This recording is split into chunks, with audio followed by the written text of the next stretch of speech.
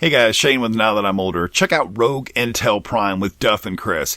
Anything goes in this podcast of infinite possibilities. The gang are sure to entertain with their take on the latest news, commentary, and review of, well, whatever the hell they feel like.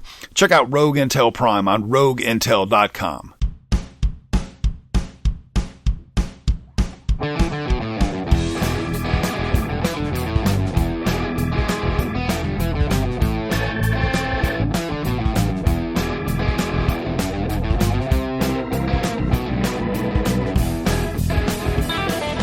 We ain't got no milk, no cookies, no nothing. But we do have the powerful Nerdcast. Hello, my friends. I am Corey, and joined with me is Christian. Yes, hello, Internet. Corey, what's the story behind that quote we started the podcast with? Yes, that is a reference to Fleece Johnson, who is not only a real inmate, but actually appeared on the animated show on Adult Swim, Boondocks, where he proceeded to rape Chris Hansen. Well, there's always so much good Chris Hansen humor out there. I think, that show came to a very weird, dark end. Do you remember that? Like, a guy was on the show, and then he got caught, but then he, killed himself. So they couldn't, show the episode. And then the networks were like, wait, are we just, preying on weak people and using it for sponsors and ratings? I'm not sure if the South Park episode came before or after that. You remember the Chris Hansen episode. To be honest, there's so much Chris Hansen jokes out there. I don't even know if I've probably seen it, but I've seen so much more. It all kind of runs together at this point. My favorite Chris Hansen joke, before we get to the actual show, by the way, is from an episode of South Park where basically they're getting all of these child molesters to come together so they can arrest them all en masse. Okay. And there's this scene where all these guys keep walking into this room and they realize it's Chris Hansen,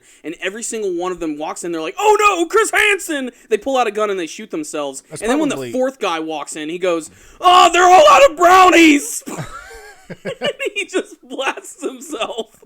Oh, so amazing. South Park humor. It never fails to amaze. Yep, and I cannot wait to see this week's episode. But let's get back on track. We have a really exciting show for you guys today. Last week we didn't get to release an episode because, frankly, we were just too freaking busy. And the episode before that, we didn't even have video. We have video today, unless this gets screwed up somehow in the editing process, which I don't believe it's going to. But we have a lot of cool anime topics to talk about today. A big show is going to be returning to the airwaves.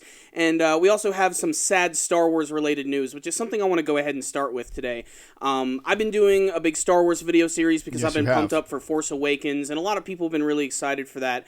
And over the course of the last couple weeks, there's been this brand new story about this big Star Wars fan by the name of Daniel Fleetwood.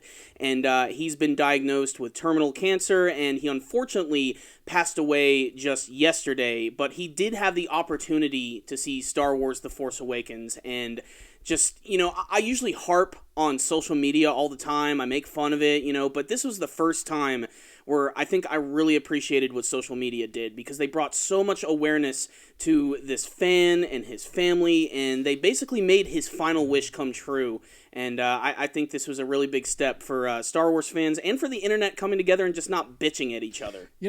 I think I'm just getting too cynical in life. Mm-hmm. Every time I see a corporation help out someone, I feel like at the end of the day, they're doing it for themselves. Oh, no doubt there's probably a little bit of publicity in there. Yeah, but except this one. I really felt like the internet wanted this to happen. Mm-hmm. The public outcry was like, help this guy see this movie.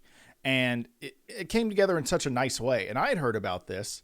And then I tuned into our channel, and I saw you made a video about it as well. Then I was like, wow, okay. I was debating on doing it, too. I'm like, should I just do another regular Star Wars video? But something about that video really touched me. I really just wanted to bring awareness to people about it, because I really felt for what he was going through. Yeah. And I think the entire Star Wars fan base felt that way as well. Yeah, and personally, I've seen someone very close to me die of cancer, and they just start disappearing real quick. Mm-hmm. And I think that he knew his time was going to be short, and that he really wanted to see it.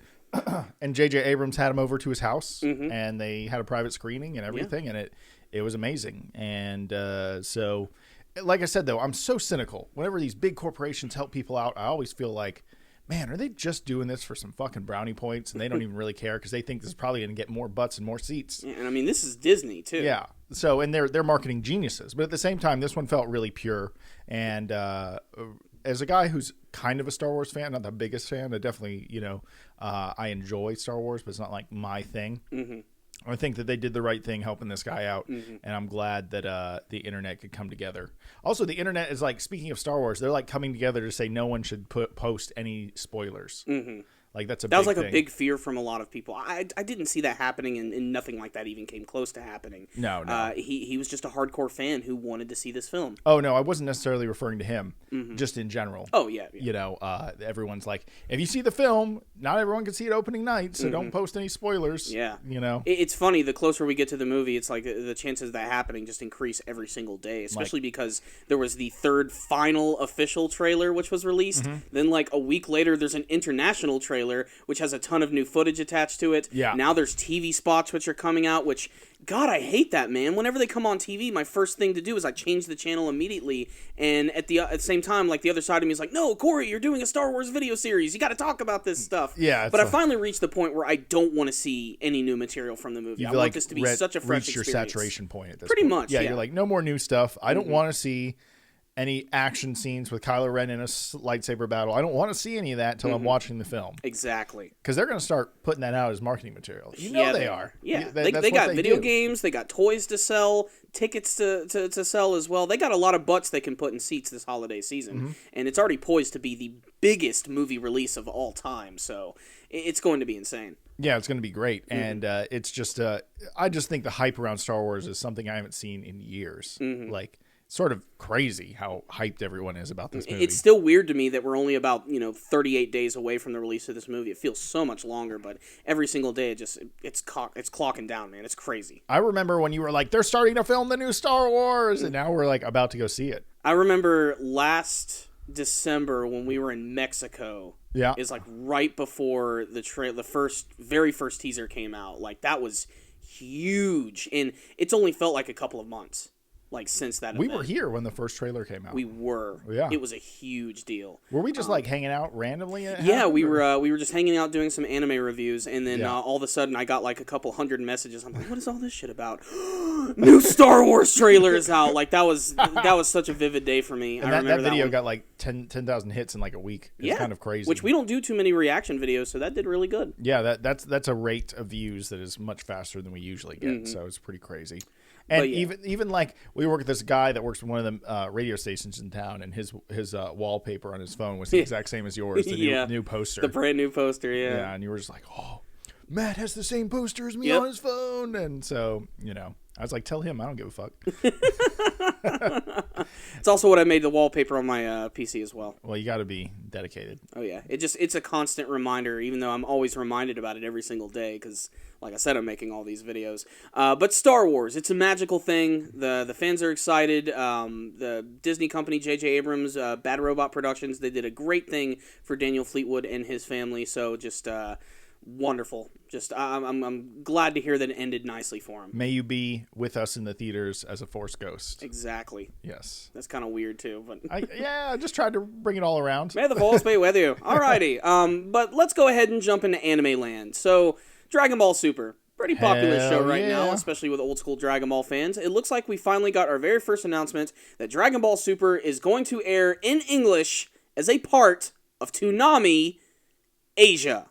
Not Toonami America. It looks like in 2016 there is going to be... Yeah, I know. It's a little strange. In 2016, Dragon Ball Super is going to have an English dub, and it's going to premiere first in Toonami Asia, which is basically just the Asian version of Toonami. Basically, they just find a lot of English dub shows and other shows that don't make it in America and put it part of their lineup. This includes countries like Singapore, Philippines, Hong Kong, Indonesia, Malaysia, Taiwan, Thailand, Maldives, I don't even know how to pronounce half these things, Pakistan. But Pakistan's getting it. Are America. None of them are America. And I'm not really sure what this means quite yet. Either they are going to be using the Funimation dub, which has just not been announced yet for American releases. They're doing it, though. They have to. They're dubbing no way they're not going to. Chris Sabat's gotta eat. It perplexes me that it's taking this long to get this series over here. I mean, it's blowing my mind. You'd think that Funimation would really want to jump on this. I feel like they did with the movies. Mm-hmm. They jumped on it. The movie came out in U.S. theaters in English. Broke records for anime releases. What was it, 5 million? Yeah. Or like some ridiculous. And beyond, yeah. And then you add DVD sales to that. The thing's probably like, maybe not 10 million, but it's definitely on its way to that point. Mm-hmm. That's an anime film. They made more than the budget of the movie. Yeah. Which is a success. Which is a good thing. I think that's the idea with any business, is make more than you spend. Precisely. So, they're doing that. The other thing is, that was so like they were so good at getting that movie here in English so quickly. Like we heard about it coming out in Japan, and then they were like, bam, it's coming out here these dates. Like a few months later. I don't know. My timeline's all fucked up. I don't really know. Look the stuff up if you want the dates. But the point is that it seemed so fast, and then Super was already announced. So you think that almost like what do they call that? Simulcast when they put it out in English, and you get to watch it at the same time as the Japanese viewers. Yeah, it's sort of strange that they haven't like done that, or at least had a 2 weeks out or a month difference. Like, what's going on? Or maybe they're just waiting to put it out on DVD and sell it in English like that. I mean, here's the thing. They're going to definitely do DVD and Blu-ray. There's still a home market for DVD and Blu-ray, especially for stuff like anime and TV shows. I really think people like to physically own those products. But just the fact that it's going to be on Toonami Asia is a really big deal. It's probably going to be on Toonami in America, which they'd be stupid if they didn't get that show. The thing is, it's also going to be a really expensive dub, and Toonami is doing okay right now. It's just their lineup has been cut in half. They used to air from like 12 midnight all the way to 5. Now they're going 12 to 3. So it's already been cut significantly. So I don't know if that's going to work. They're also re-airing Dragon Ball Kai right now. Yeah. And they still haven't even gotten like to the Cell or the Buu arcs yet. And if they go at the rate that they're going, they'll probably want to show Dragon Ball Super as soon as that run is done. But that's not going to happen until probably like 2018 at the rate that they're going. And that's a long time from now. Why? Everyone knows the story of Dragon Ball Z. I know. Why do that? It's popular even in the reruns. It's one of the few Toonami shows, too, that actually airs a little bit in advance. It actually airs twice in one night. They show it at 8 o'clock on Saturdays, and then they show it again at midnight. The one that airs at 8 o'clock is actually the one from the previous week, and it's even before the Toonami block even really starts. It's just basically to bring awareness to the program, and because, hey, this is Dragon Ball, it's the most popular frickin' thing that we've ever shown, and we are going to continue to milk the ever-living shit out of it. So, there it is. The good news about this, though, is there is going to be an English dub for Dragon Ball, which means there's probably going to be a release later in the future. So this is the biggest news we've had from Dragon Ball Super thus far, I'd say, for the American side. So we're just going to have to wait and see. For all of those, who watch Toonami Asia, you're lucky as shit. I just don't feel like they're going to drop the ball on this one. Mm-hmm. Maybe Funimation wants a lot of money, and Toonami don't got it. Well, I mean, also Toei Animation, they're probably not going to, make this a cheap show for purchase. No, why would they? It's exactly. the biggest show out there. They can just say, know. Hey, one movie made $8 million, bro. Yeah. What do you want for this whole series? Exactly. We're 19 episodes in, and this is a series that could go for over 100 episodes. What do you want for this? Exactly. Be like, it's about 100,000 an episode. Yeah. And they could be like, what? And they're like, fuck, we don't got that much money. So I do think it's only a matter of time, though. I mean, there's no way they're going to just release every single Dragon Ball thing on the planet and not release the brand new hot series. There's just no way. It's just time. We have to wait. Just time. It'll all work out. Yeah. Interesting. So for all of those who've been wanting a Dragon Ball English dub, it's coming. Let's just be patient. Probably 2016. They haven't made any official announcement yet about an American release, but I imagine it is going to be coming next year. I'd bet. Like, I'm 99% sure it's coming out next year. Mm-hmm. I can't imagine it would take any longer than that. Yeah. But you never know. In the meantime, though, we can continue to watch a lot of other anime series, like One Piece. In fact, One Piece is going to be getting a brand new special this winter. This December, actually, and it's also going to feature the return of a very popular One Piece villain, Foxy. Foxy is like... not a good villain. He's not good. I love that. You completely crushed all the enthusiasm. I'm sorry. He's not that interesting. He's a personality. And let me tell you something. Personality takes you far in One Piece. Yeah. It does. But he's not that interesting. And maybe he's got to have some leverage. He's got to be like, oh, I made one of those dry pirates my slave because I won in a bet, And then Luffy's got to go there and get him back. Risk it all. And then guess what? He's going to win at the end. Okay.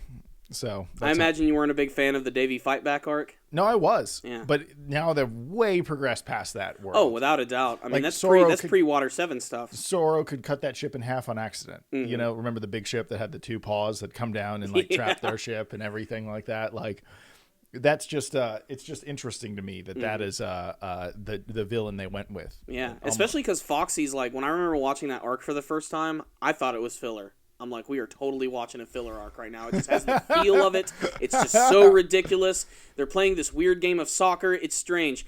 And it's actually in the manga version. It's all there, aside from a few of the games that they play. They did add those for the anime version. But yeah, it's just the Afro Luffy is great though. Yeah, it's great. So memorable. I will say that. Yeah. I will say that. Yeah, Afro Luffy was great. Mm-hmm. There's so much One Piece though out there. It's almost like I have to really rack my brain to go back in time to remember some of the minute details. It's definitely one of those arcs where whenever I rewatch it, I kind of like fast forward through it a little bit. Like, I'll watch it, but if I'm watching it on like my PlayStation 3, they have these great fast forward functions. You can watch it like 1.5 speed, where it actually continues to play. Like you can hear the voices. They just sound a little quicker, and they get right through it. Yeah. So this way you can get right through the whole Davey fight back arc. I used to listen to books on tape with a slight fast forward just so I could listen to the whole book faster. That's an idea. Yeah, I was like... It's sort of the same concept. Yeah. But this brand new special is going to be an original story. Apparently, it's a special with a completely new story, which takes place on Devil Fruit blocking Fog Island in the New World. And that's going to keep Devil Fruit users from being able to use their powers. The crew will also again meet and have a rematch with the Foxy Pirates from the Davy Backfight arc. And Foxy has 3 new subordinates, Dojak, Concho, and Kome, the latter of whom is a member of a family of genius tacticians. This brand new character by the name of Kome is apparently going to be one of the main villains of this arc, with Foxy being more relegated to probably just being sort of an anti-villain on the side. Good. That's exactly what I said needed to happen. Okay, good. Yeah. But there is some possibilities for this arc. I like the fact that they're going to be going to this island, which is covered in this fog, which is kind of like mixed with the minerals from sea stones. So that means all the people who have Devil Fruit powers are now just going to be regular. They're going to have to rely on just their brute strength and possibly their hockey as well. So it's interesting because they had to bring in this mist. And if you're not familiar with One Piece, people get special powers from these things called Devil Fruits. And if you come in contact with seawater, which is often for pirates because they're on the ocean, or this thing called sea stone, it takes away your power and it makes you weak. But what I think is interesting with the mist, with sea stone particles in it, because what would be the point of watching Luffy be weak all the time? It's more like he's just lost his Devil Fruit, but he's not affected by it. Exactly. He can still, walk around and carry on a conversation without basically just turning into a pile of sludge. Yeah, so it's sort of more interesting like that they're actually bringing that back. There are some other character details and some more story details like this one. That new character, Kome, he actually comes up with this plan. Kome devises a plan where Zoro and Sanji are going to take part in an eating contest. And the two eat a strange, good-for-nothing only mushroom that turns them into good-for-nothing men. I'm not quite sure what this means, but then the two are then locked into a jail cell where the rest of the Straw Hat Pirates chase after the imprisoned crew.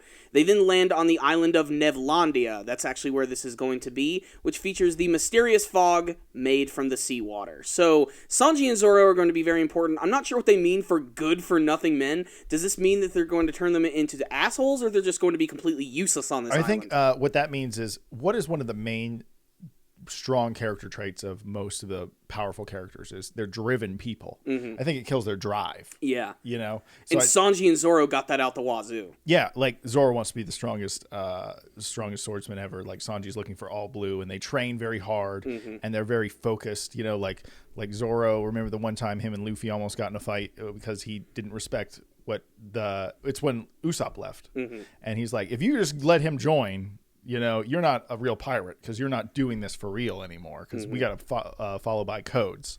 And so I always remember that. And even Sanji agreed with him at that moment, Again, if you don't know anything about One Piece, we're talking Japanese. But the point is that if they kill their will or their drive to be these excellent people, I feel like they will just be like, meh, whatever. Let's just sit around. Just don't even care at all. We're not even going to try to use our powers. And it actually makes perfect sense why they would do this. Because they're crippling. They're the physical strong people. Yeah, I mean, of course, you still have Frankie, of course. He's a big cyborg and everything. But he's also really goofy and susceptible to sad stories. Sanji and Zoro are like the hardcore of the hardcore members of the group. Yes. And they don't use Devil Fruits. And not only are they not going to have to worry about that, but now they're like, shit, we got rid of the Devil Fruit users. How are we going to get rid of Zoro and Sanji? Got it. Eating contests, make them weak. Xanax. The Zoro Sanji Xanax arc. Just, pop them full of some horrible prescription drug. I have a feeling it's going to be controversial. Yeah, so it's set up to actually have some real struggle. Now that you've told me all that, I'm glad that Foxy's moving off, and then they're bringing in Shikamaru as the bad guy, and Shikamaru. And it's going to be way better that way. Yeah, I'm sure. The good thing is, though, this is just a winter reference. special. It's not like a full-on arc or anything. It's just going to be airing on, I believe, December 18th is going to be the date for this one. It's going to be like an hour and a half. So it's going to be kind of like the 3D 2Y special or the very lauded One Piece episode of Sabo, which was basically just a glorified recap. This is going to be something that's brand new and might even have some really good animation attached to it, like 3D 2Y. So I'm really interested to see what they're going to do with it. 3D 2Y looked great. It did look great. It looked movie quality great. Well, it was a movie, wasn't it, technically? Basically, yeah, but they didn't really air it in theaters, you know. It was just a special that they created. Well, they never air it in theaters here, so it all seems the same to me. Yeah. So, that's the truth. But yeah, we can only hope for the best with that one. But I'm looking forward to it. One Piece has never really had like a big winter special before. This is going to be coming out, right before Christmas and right after Force Awakens. So I'm going to have to really try my best to care about it. I really am. But I'm definitely going to watch it. I'll definitely review it for you guys. I am looking forward to it. I think Foxy's a funny villain. He's interesting. Yeah, he is. I'd love to see him and Buggy fight each other in an annoying off. Like they were. Anyway, you know what is not funny? Damn it, Corey. Why Naruto Shippuden schedule just came out, and holy crap, we are in the middle of this Infinite Tsukiyomi arc, which is all about Tsunade reading Jiraiya's book, which is all about Naruto and his team going on some asinine mission to possibly just jerk each other off. Now, it's been going on already for about 6 episodes, and the schedule just came out, and from November 12th all the way up to December 10th, we are going to continue to have filler episodes for Naruto Shippuden, and as opposed to each of those episodes being standalones and just being stories about people in the Infinite Tsukiyomi, it is still the continuation of this bullshit Jiraiya story. And how in the fuck are they going to extend this out for another 5 episodes? I'm sorry for using incredibly strong language, but this is pissing me off. Well, I'll tell you, getting old, Corey. I don't relate with your pain because I don't watch this stuff. I know you're smart. Yeah, I just you was just like, skip the filler. Just tell me when the cool animated fights come back, and I'll watch that. You know what? That's probably not going to happen until 2016. Well, they're just hedging their bets that they can just push off the good stuff long enough to get it done. Because honestly, you got to know that good stuff takes a while to make. It better look good. It better. All I know is here's a little fun fact. If the entire year of Naruto Shippuden is going to be the rest of these fillers, you know how many canon episodes have aired this year? How many? 8. See, when you told me that, I was like immediately thinking like, no, but what about that cool Madara fight? Where 2014. What about that fight with Obito and Kakashi? 2014. I was like, what about that Tsunade filler arc where they go on a mission? How in the hell do they take a single panel from a manga chapter and create an over 10 episode arc out of it? I'll tell you why, with no effort whatsoever, and by making the episodes really slow and boring. Now, I've harped on this so many times, but damn, man, just let it go. This is just the series ended in 2014. And we went through a whole year of filler, and it completely went against everything that I was saying. Like, when the manga came out, I was like, oh man, that was a great conclusion. That means no more filler. And it just keeps continuing, and it's all of this Jiraiya nonsense. Well, what about, there was a 10-10 filler? The 10-10 filler was infinitely better than all this. It was 2 episodes, but it was better than anything that I've seen from this thus far because it got over and done. I also don't like the fact that frickin' in that story, 10-10 was strong enough to know that she was in an Infinite Tsukiyomi world. How in the hell does the frickin' Hokage Tsunade, who is incredibly powerful, not notice this? I don't know. And it's not even about Tsunade. It's about her reading a book in her dream. The last episode had a flashback that was in a book that was in a fake dream world. That's some Inception bullshit right there. And I don't even think they're planning for it to be that convoluted, but it is. Now, I'm a glutton for punishment, so I'm going to continue to watch all of these and review every single episode because that was something that I agreed to do when I started reviewing Naruto Shippuden. You did. You set the bar there. Every single episode. The crappy ones, the good ones, the specials, the movies. I'm making it happen. And damned if this is not the most difficult time I've had reviewing Naruto Shippuden. Because every week I know I'm going to sit down, I'm going to fucking hate it, I'm going to review it, and people are going to say I'm just being an asshole. Started out kind of that way. Now people are starting to realize this shit sucks. My last review, almost every single comment was just like, what the fuck is this show doing? Yeah, it's like it stopped trying halfway through. And it did. I mean, it's a shame, too, because we were all sort of trying to tell ourselves that, no, end of the year, we're totally going to start getting into Madara and Kaguya and all that other cool shit. It's not going to happen. The intro did. The intro did, which also leads me to believe, and I think this is... I was saying earlier, I'm like, I don't think this is going to be the final intro of the show, and that's only because it's just a bunch of characters standing around with one scene from the manga. They're going to use this throughout this entire filler, and then when we get to the final season, we're going to get our real final opening, which is probably going to be explosive and badass with lots of fighting choreography. I can't wait to see that. It's going to end with Naruto vs. Sasuke, probably. Exactly. And it's going to be way better.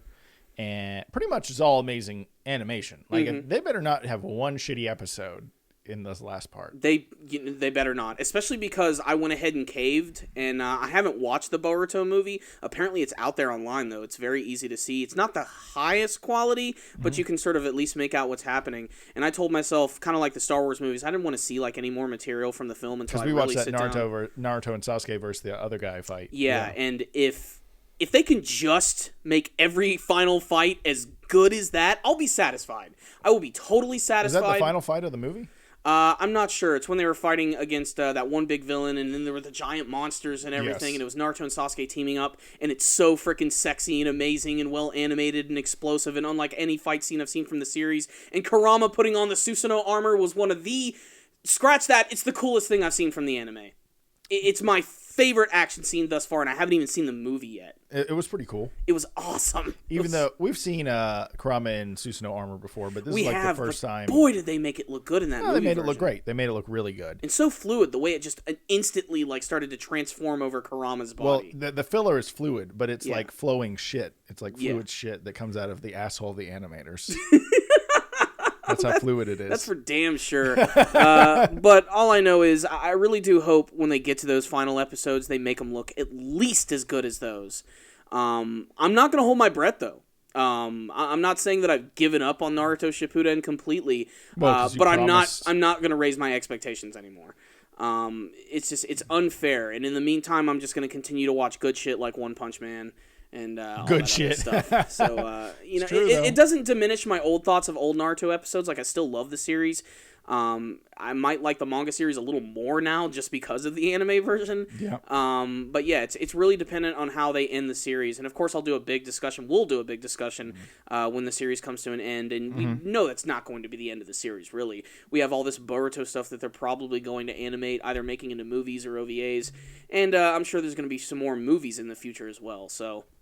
if you guys would like to check out the schedule for Naruto, I'll put a link for that in the description box below. It doesn't really tell you much, just aside from the titles of the episodes and just the fact that it's all going to continue to be filler. So look forward to that. Yeah, all right. Well, you know what? That was really controversial, but let's get over to something else that's also causing a lot of controversy. Okay. Yes, that's right. Apparently, in the last month, the Japanese Broadcasting of Ethics and Program Improvement had a big complaint about a certain anime series which they didn't want to name outright, which upset a lot of parents and caused a lot of people to complain.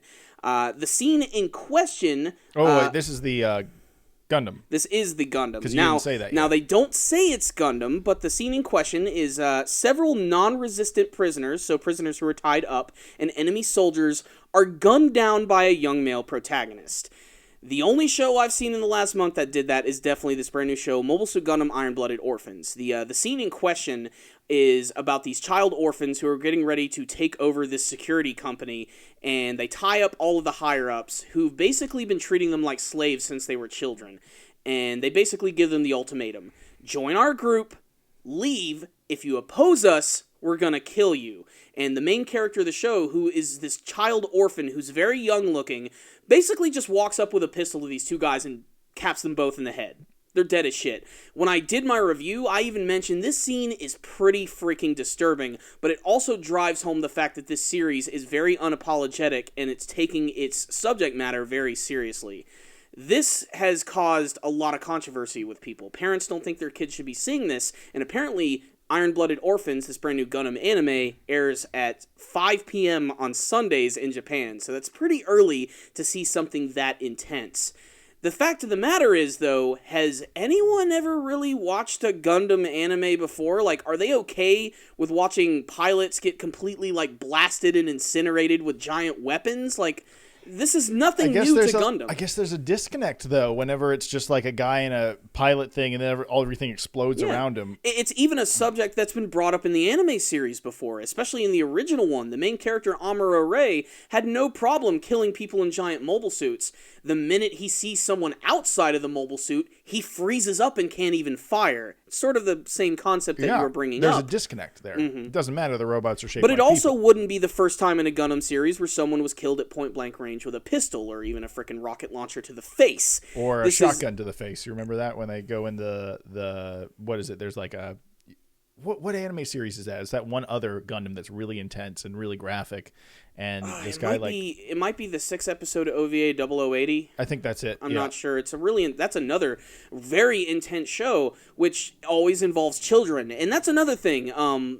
This series is all about like child soldiers. Like, well, Gundam has a great way of saying, here's an innocent, also innocent in their view on the world, and then they have psychological problems, and then they're given a gigantic death machine, and then they get to go make major moral choices in the world, and they're just taking that concept to a person shooting a person, but they're okay with the disconnect of two robots fighting with lightsabers, or big robot shooting a space colony with a big beam rifle, but when it gets too one-on-one, too real.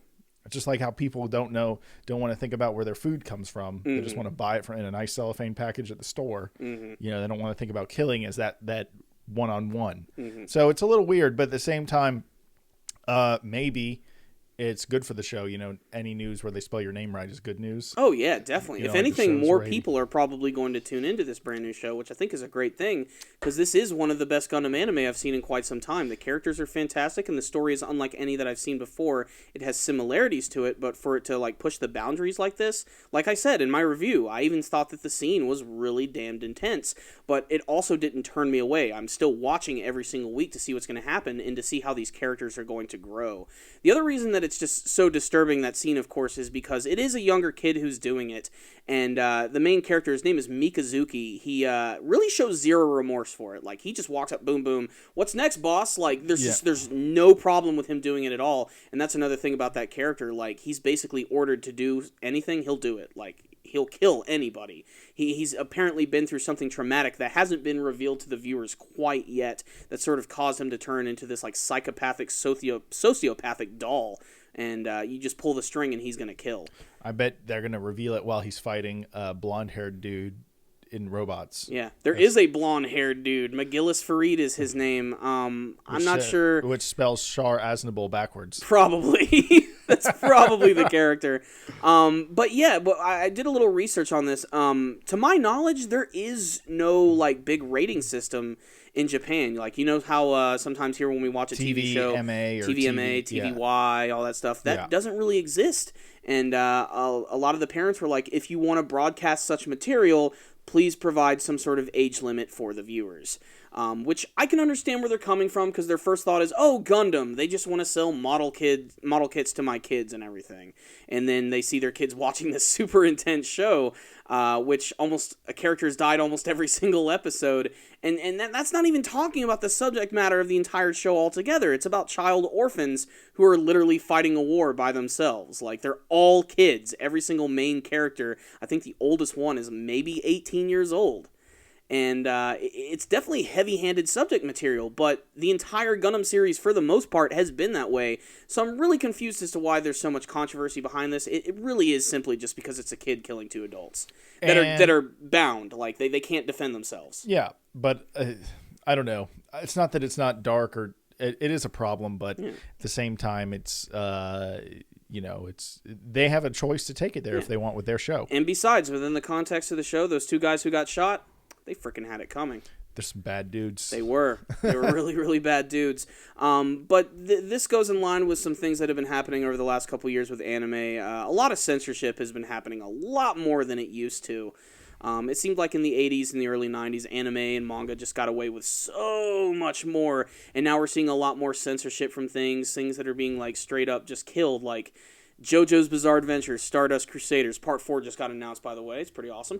Whenever JoJo would smoke a cigarette, like they would just completely cover it with like a black like filter like over it, but you could clearly see that he's smoking a cigarette. Like you'd see the cigarette coming out of the black fog that was covering his mouth. Like, it's like, gee, I wonder what JoJo's doing right now. It's like when they bleep a word and you're like, well, that dude totally just said fuck, so the effect is still there. So some of the censorship is getting a little bit out of hand. Sometimes it makes it funnier, too. Yeah, sometimes it does make it funnier. But sometimes it just makes you go, wait, what? Why are you That's doing just this? Completely unnecessary, especially for a show that airs so late. But Gundam does air at a much earlier time, and, if anything, controversy is kind of what made the Gundam series in the first place. So it's going to bring more awareness to the show, which I highly recommend checking out. It has no connection to any of the other Gundam anime series, so if you don't watch it. That way you won't be completely lost, and it's only a couple episodes in, so it's really, really good. Is it going to be a 25-episode season? They've announced 25 episodes. They haven't said if there's going to be anything after that. We're just going to have to wait and see. I personally would like to see more episodes, because it seems like this is a world they could really expand on, but let's just see what they do with this whole 25-episode format, and let's see what it can do. Is it just another white Gundam with some blue on it and stuff? Well, for the most part, the main Gundam of the series, which is called the Gundam Barbados, is it has the white, it has the blue, the red, the yellow. Its overall like face design looks a little different, like the traditional like Gundam V crest that's on their head. It looks a little different. It's more like these giant spikes.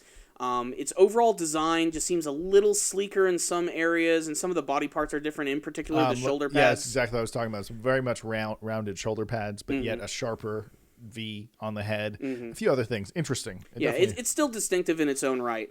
Does it have a beam sword, or does it have a real sword? It hasn't revealed a beam sword yet, which is really interesting. Its only weapon that it's actually used so far is this giant, like, lance weapon. Like, it has this like giant explosive flail at the end, and we still haven't even really seen what that can fully do quite yet. So it's basically just got this one big heavy weapon, but it's probably going to have some upgrades if it's going by Gundam tradition. If not midway through the series, then towards the end we'll probably see something a little different.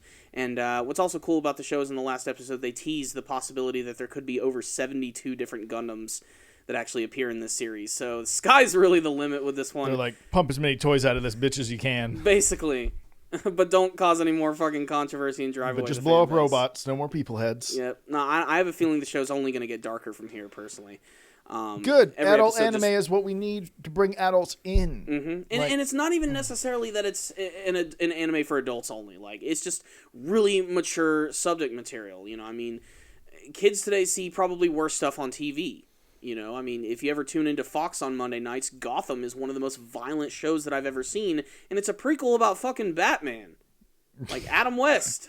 All right, not really the Adam West version, but yeah, Batman is dark and everything, but it comes on at a time that kids can easily see it, and people get gutted, their throats slit, shot in the head, burned alive. There's all types of messed up shit that happens in that show, and there are a lot of kids who like Batman, so they're going to tune into this thing, even though it's really just a gritty cop drama for the adults. I do think anime needs a rating system. I do think it does, too. Because, first of all, I have a hard time personally explaining what anime people should watch besides just naming off my personal favorites. Yeah. But if there was like a rating system, like almost like in each section gets its own like rating. Like sexually, there could be like, this is just kissing. This shit has tentacles and everything in between. Like, there's a rating system for like the sexual side of it. And then there's like gore, or I guess you could just say kids, young adults, but I feel like anime is so varied. You need like different almost sections. Like you need like a sexual rating, you need like a violence rating, and then maybe just like a categorizing like a comedy or something quickly. You know, like if they had like a try rating system, I think that could be really cool. It's something that clearly needs to be implemented, especially so we can avoid stuff like this in the future. Because like there's a lot of mainstream anime. Like Naruto would never do anything super, super dark. No, like, but they have gone into some really messed up territory before. Yeah, but you know, day, death is a normal concept for the series. You ever see anyone get a shuriken in the forehead though and die, like with their guts hanging out? Like, no guts, nothing like that. The closest thing that I think they've ever gotten to guts was a short scene with Kakuzu explaining his backstory, his powers, where he's holding up someone's human heart in his hand, which is beating. Was it silhouetted though? No, you actually see it all. Okay. I think it might have been censored in the TV version, but DVD version, it's all there. You see the veins, the blood.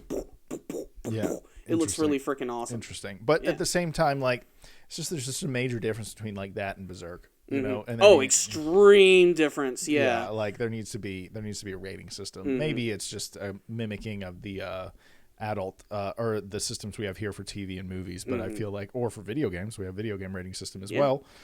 So anyway, there needs that's a huge problem because you can't just randomly pick anime to watch, especially for your kids. That is a scary thing to do. You should not do that. You know, that is a great way to traumatize because your kids. First thought is like, oh, it's a cartoon, it must be good for my kids. Well, you know, at a certain point, you need to do some more research. Yes, absolutely.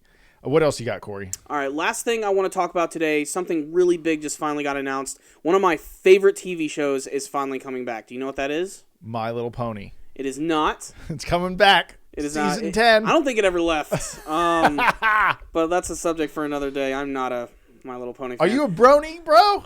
No. You want a brony out? No. The show that is coming back is Mystery Science Theater 3000. Oh, shit. That is right. After years, after all of the riff tracks, after all of the convention tours, and all of the big live shows, Joel Hodgson, the co-creator of Mystery Science Theater 3000, has announced that the show will be returning, and it's all going to be thanks to Kickstarter, which they have a $2 million goal. I don't think that's going to be a problem for these guys. They already have a couple of episodes planned, and if things work out, we're probably going to get a whole nother season, and I pray to God that the series just continues to air on a normal channel. I hope it airs on, say, Sci-Fi Channel, because that's where Mystery Science Theater 3000 was made popular.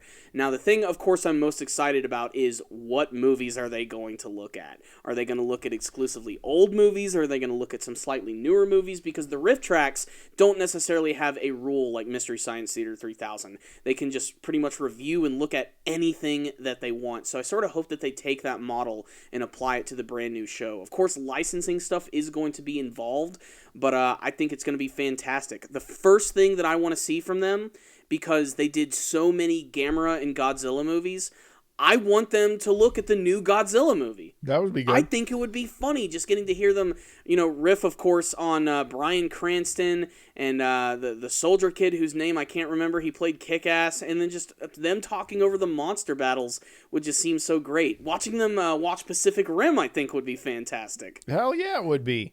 Here's the thing, though. I just immediately think, how do you get the rights? You're pretty much showing the movie. It's like a complicated thing to pull off. It is, and that's why a lot of the old episodes, they were watching a lot of public domain films and a lot of black and white things. Yeah. And just frankly, just a lot of old movies. And movies that people just don't care about. No one's making money off that shit. Exactly. No one's making money off Monos. But at the same time, by highlighting those films, they bring more awareness to them, and that creates more fans. Immediately think of, do something!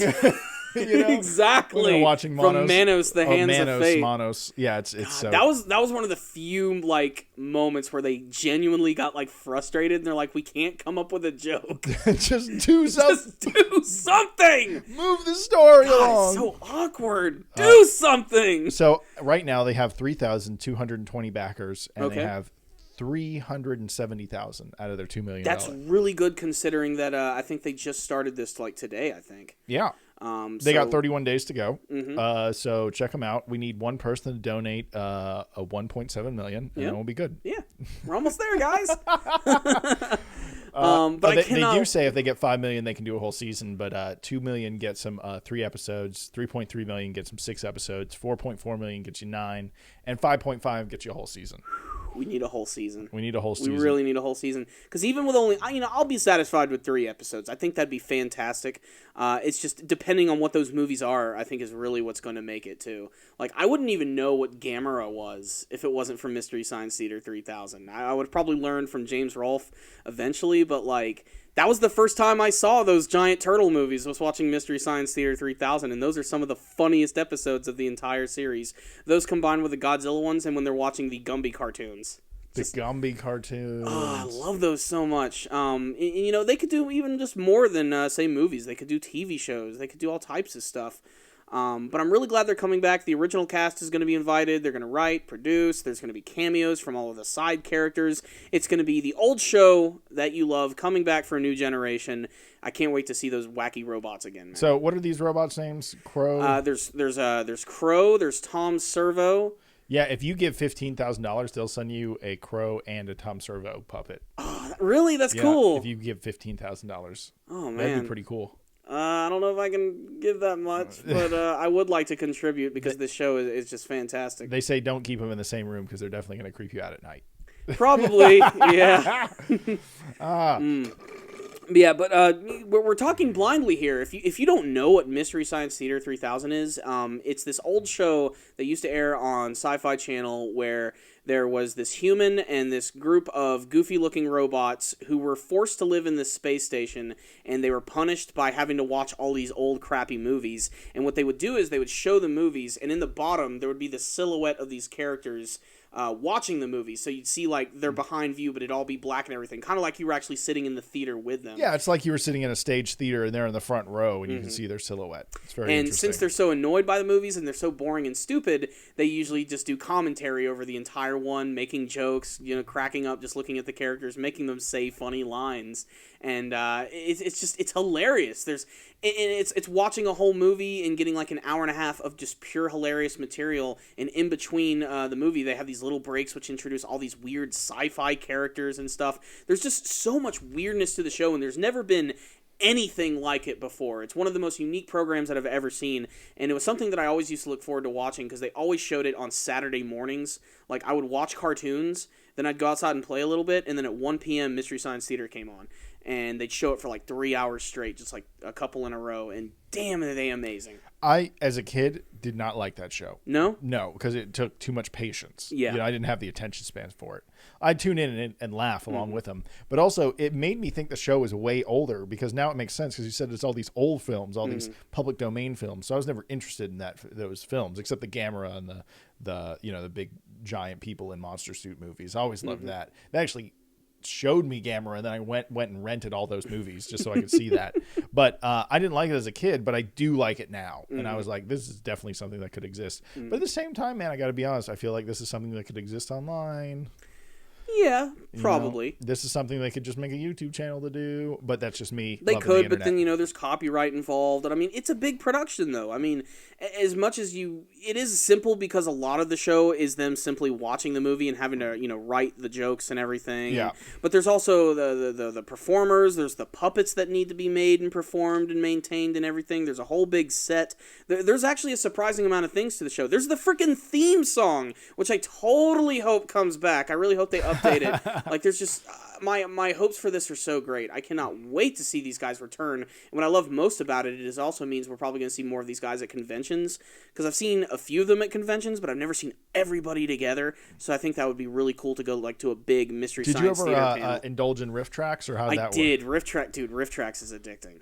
I never did it. Warned. And they do live shows too. Okay. Where like they go around the country, they'll go to like a big movie theater or stage, they'll show the movie, and they'll actually sit on stage with like a microphone and stuff, and they'll talk while people are watching them. So there's a certain level of nerd, and I can't go do that for some reason. That's fantastic. I love it.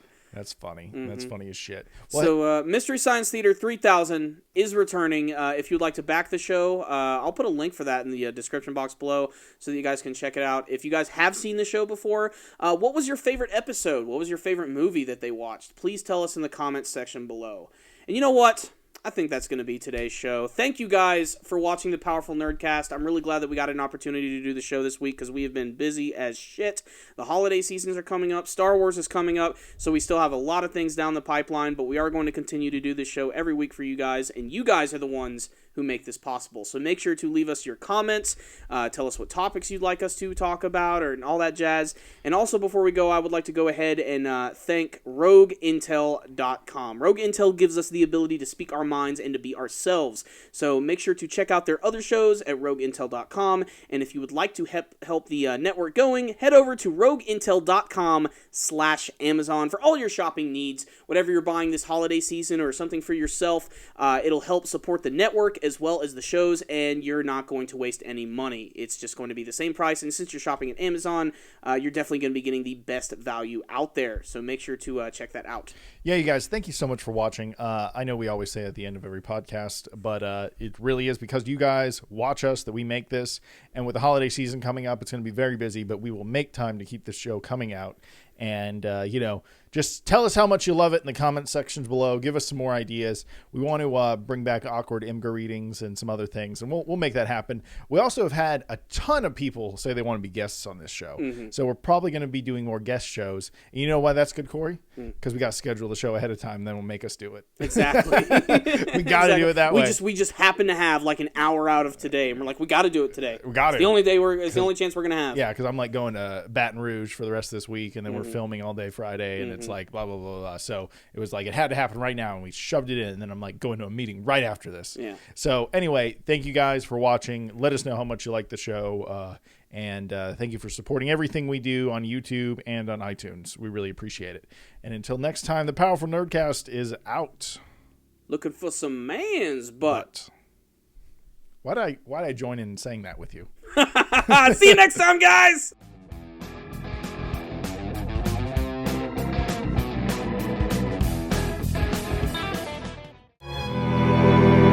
At Rogue Intel, we aim to provide entertaining podcasts to a universal audience. To help support our mission, go to RogueIntel.com/support.